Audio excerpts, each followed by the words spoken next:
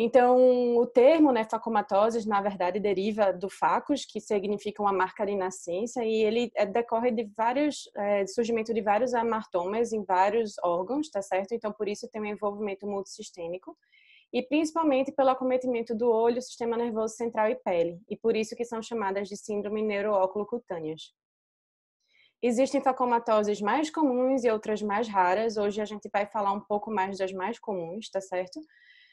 E começando, vamos falar da neurofibromatose. Então, essas facomatoses têm uma tendência, a maioria ser autossômica dominante. Então, a neurofibromatose é uma autossômica dominante e ela tem dois tipos. Ela pode ser da tipo 1, também chamada de neurofibromatose periférica ou doença de von Recklinghausen. E a tipo 2, também chamada de neurofibromatose central ou neurofibromatose acústica bilateral. E ocorre por uma inativação do gene NF, que pode ser limitada às células de Schwann e causa o surgimento dos neurofibromas, tá? Então, como características, a parte mais marcante da doença é esse surgimento desses neurofibromas, que podem ser tanto epiteliais como subepiteliais, como também esses aqui plexiformes, que são realmente mais chocantes assim de se ver, tá? Também pode ter os amartomas na íris, que são chamados os nódulos de Lisch, e caracteristicamente as manchas café com leite, que são essas lesões mais escuras, planas, que são distribuídas por todo o corpo, tá? Com o achado oftalmológico, nós podemos ter os neurofibromas coroidais, também associados a névoas, tá certo, de fundo de olho. Então, aqui a gente consegue ver que tem algumas placas mais amareladas e outras um pouco mais pigmentadas, que é justamente essa transição do pigmento e do neurofibroma. Tá? E também pode ter o amartoma combinado de retina e EPR, que é mais comum na neurofibromatose tipo 2, mas também pode se apresentar nas duas, onde a gente vê que forma uma membrana epiretiniana e uma desorganização das estruturas da retina, tá certo? Falando também dos achados mais característicos, digamos assim, nos pacientes mais jovens, tem o surgimento do glioma também de nervo óptico, tá? Então, a gente consegue ver essa criança com a proptose bem importante. E também os schwannomas vestibulares, que são mais característicos da neurofibromatose tipo 2, nesse caso aqui, bilateral. Então, só resumindo, ele pode ter vários achados, então, tanto de neurofibromas nas pálpebras, como neurofibromas conjuntivais, também como biotóxino posterior e nervos corneanos proeminentes. Pode também ter glaucoma congênito por malformação do ângulo, esses nódulos de lixo, amartoma de coroide e névoas de coroide, e também o astrocitoma pilocítico, que é o glioma do nervo óptico e drusas do nervo óptico também. Tá? Para a gente dar o diagnóstico, existem alguns critérios que devem ser levados em consideração. Então, existe a presença de 2 ou mais dos critérios, você consegue fechar o diagnóstico. Então, a presença das manchas café com leite, 6 ou mais manchas, o neurofibroma, as sardas axilares ou inguinais, a presença do glioma, os nódulos de Lisch, e também pode ter lesão óssea. Ou seja, o paciente pode ter displasia disfenóide, arqueamento ou afinamento de alguns ossos que não causam a pseudoartrite, tá? E o mais importante de todos, se já tiver um familiar de primeiro grau com neurofibromatose tipo 1, é uma grande chance do paciente também ter. E para a neurofibromatose tipo 2, aqui fica um pouco diferente. Então, se o paciente tiver schwannoma vestibular bilateral, né? Então, só precisa ter um dos diagnósticos ou um parente de primeiro grau com neurofibromatose tipo 2 e um schwannoma vestibular unilateral, ou um paciente também com neurofibromatose tipo 2, um parente, com qualquer um dos glioma, meningiomas, então, aqui para a gente se lembrar dos critérios diagnósticos. Então, só trouxe para ilustrar, essa é uma paciente no nosso ambulatório que estava sentada lá na cadeira para fazer uma avaliação e ninguém sabia o que é que ela tinha. Eu passei no ambulatório e fiz, calma, gente, peraí, vamos olhar. Então, aqui a gente vê que ela tem uma mancha café com leite, ela tem alguns neurofibromas de pele e ela tem aqui o neurofibroma plexiforme de face. E na mesma hora eu disse, gente, provavelmente ela tem neurofibromatose, vamos só fechar o diagnóstico dela, vamos botar os critérios para poder a gente ver. E realmente era o diagnóstico da paciente. Vamos falar também um pouquinho sobre a síndrome de Sturge-Weber, né? Também chamada de hemangiomatose encefalotrigeminal. Caracteristicamente, ela tem o hemangioma leptomeníngeo, o hemangioma de coroide e o hemangioma cutâneo. Então, caracteristicamente, o paciente tem essa mancha em face, tá certo? Que é chamada de nevus flâmeus, que na verdade é o hemangioma cutâneo, e que na maioria das vezes ele pega apenas um lado da face, ele segue o ramo trigêmeo, né?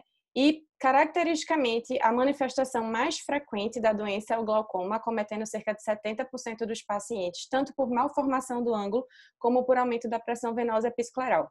Eu trouxe essa foto aqui de baixo dessa criancinha, que essa é uma paciente do ambulatório, que ela já chegou com descolamento de retina, baixa visão, e no ultrassom a gente via que tinha um hemangioma difuso de coroide, mas ela adulta já não apresentava quase nenhuma alteração de pele.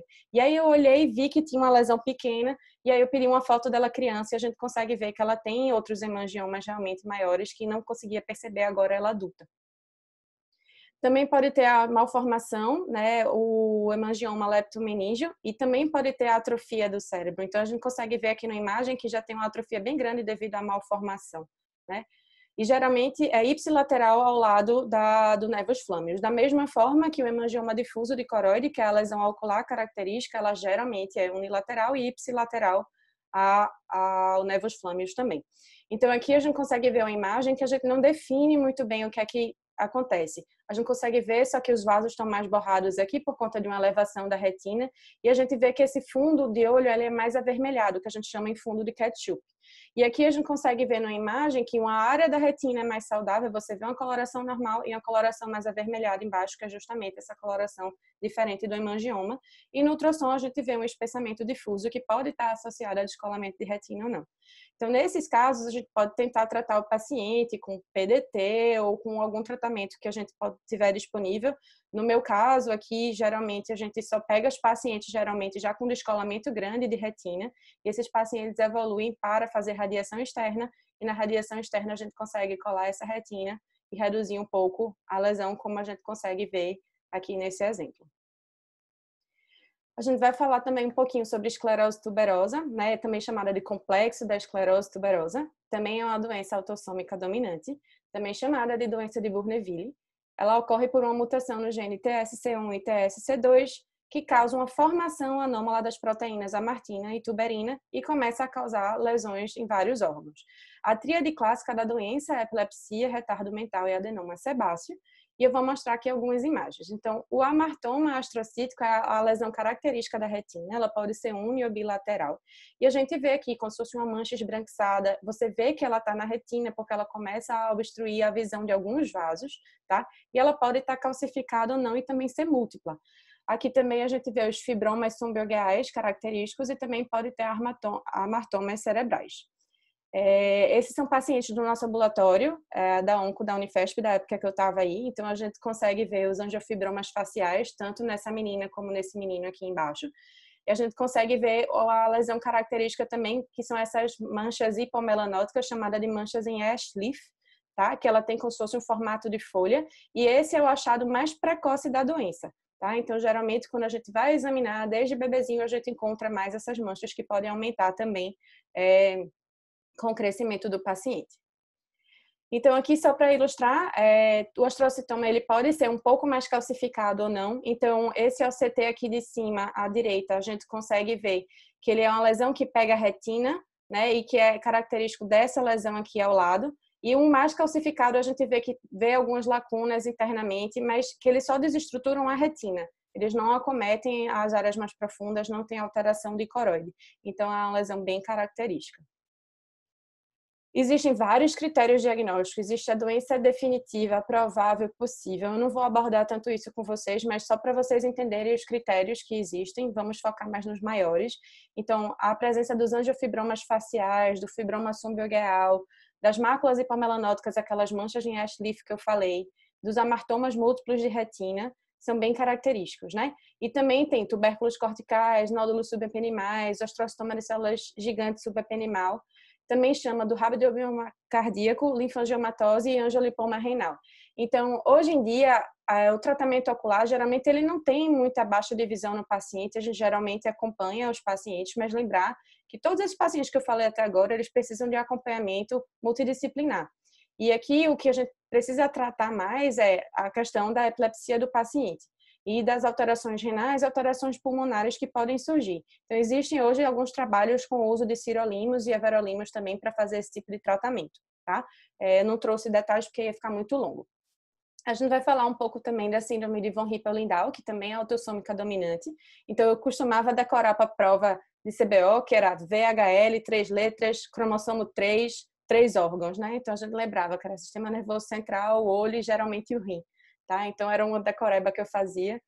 e ocorre por inativação do gene VHL e que causa uma desregulação dos fatores ligados à hipóxia e começa a ter uma produção excessiva do VEGF, tá?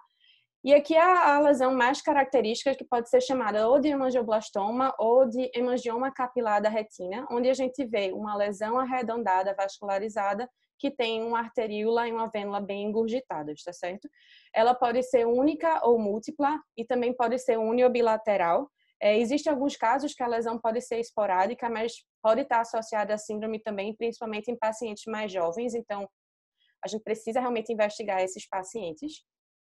E também pode ter o hemangioma ou hemangioblastoma em outros órgãos, como cerebelo, que é bem comum, e também medula, como a gente nesse caso desse paciente aqui ao lado, tá? E lembrar das alterações que a gente pode ter, como alteração renal, seja formação de cisto, seja câncer renal, feocromocitoma e também cistos pancreáticos, tá certo? Então, aqui eu fiz uma tabelinha para a gente lembrar dos achados mais comuns. Então, o hemangioma capilar da retina e o hemangioma cerebelar e medular, eles têm uma frequência realmente maior, né? E surge em torno dos 25, 30 e poucos anos.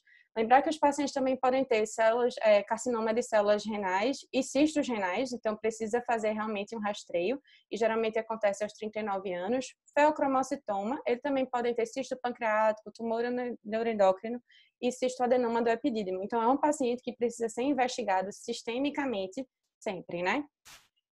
Então, só para reforçar, o VHL tipo 1, ele pode ser sem o feocromocitoma, o tipo 2, ele pode ser com o feocromocitoma, também associado a câncer renal ou não, ou feocromocitoma puro, tá? Então, eu coloquei aqui para a gente lembrar de sudorese, taquicardia, cefaleia, que são sintomas que podem levar a gente a pensar no surgimento do feocromocitoma. E aqui eu coloquei que o que eu acho mais importante dessa aula é lembrar do screening, né?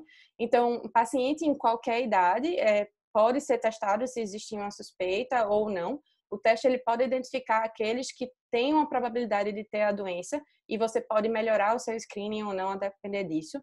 Então, na gestação é importante informar o obstetra sobre a história de von Hippel-Lindau na família. Né? Ao nascimento tem que informar o pediatra e monitorar os sinais neurológicos e oculares da doença. Então, mapear a criança, o teste do olhinho tem que ser mais bem feito, ver periferia, porque às vezes essas lesões se escondem, a periferia a gente não vê, né? E 1 a 4 anos, geralmente, tem que ter a avaliação anual da retina, porque essas lesões podem surgir em qualquer época da vida e elas vão surgindo e a gente precisa achar. Né? Aos 5 a 15 anos, tem que ter atenção já com pressão arterial, alteração auditiva, neurológica, começar a testar catecolamina, ultrassom abdominal e fazer TC e ressonância de crânio se no ultrassom de crânio não, de abdômen se no ultrassom tiver alguma alteração. E maior do que 16 anos, avaliação anual da retina, ultrassom abdominal e catecolaminas. Então, o mais importante que eu acho é saber como acompanhar esses pacientes, tá? Aqui eu trouxe alguns casos do ambulatório, então esse foi o primeiro paciente que eu peguei na escola quando eu era fellow, né? E a gente fez uma história toda da família, então tinham vários pacientes acometidos, você vê realmente que é uma doença autossômica dominante. E nesse caso dele, tanto a gente vê uma membrana epretiniana por uma alteração mais tracional já da doença, e a gente consegue ver múltiplos hemangioblastomas aqui.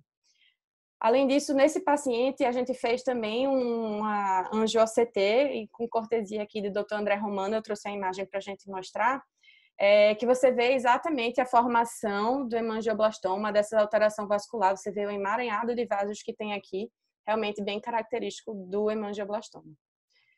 E esse aqui é um paciente do meu ambulatório, então, um paciente que tem 18 anos, que chegou para fazer uma avaliação oftalmológica porque a irmã tinha falecido por conta de um hemangioblastoma cerebelar.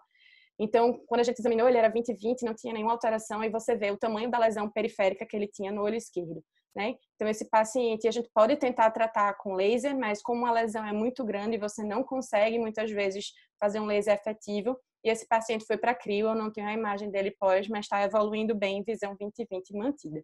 Então, eu trouxe aqui a anjo para você ver como a arteríola, ela realmente enche mais rápido, e aqui, caracteristicamente, a impregnação tardia na lesão. E falando por último de Wyburn-Mason, que também é chamado de hemangioma racemoso, e ele é composto por malformações arteriovenosas que tanto pode acontecer no olho como no sistema nervoso central, né? E aqui é esse característico, você vê um emaranhado de vasos, não tem aquela lesão terminal, por exemplo, do hemangioblastoma, você não consegue distinguir o que é veia, o que é artéria, tá? E que justamente é uma malformação arteriovenosa. Ela também pode acontecer tanto no olho, nesse caso aqui mais segmentar, como no sistema nervoso central, né? Então, que é bem importante lembrar que os pacientes podem ter alterações neurológicas por conta da malformação. E aqui um paciente do ambulatório que a gente trouxe, que se o paciente tiver alteração de pele, tudo fala que é mais provável ser em relação à região do trigêmeo, mas esse paciente ele tinha um hemangioma em linha média, tinha uma história de um meningioma e tinha essa malformação aí, setorial, e aí eu trouxe para mostrar que realmente isso é uma malformação arteriovenosa localizada no paciente, tá? Tratamento, acho que o Gui falou um pouco, isso vai depender muito dos achados e vai depender muito das queixas do paciente, mas principalmente neurológico, o pessoal da radiocirurgia ou da neuro também podem fazer embolização ou até ressecção, a depender da indicação e da localização da malformação. E é isso, eu tentei resumir um pouco, o mais rápido possível. Queria agradecer a todos e qualquer dúvida eu estou à disposição.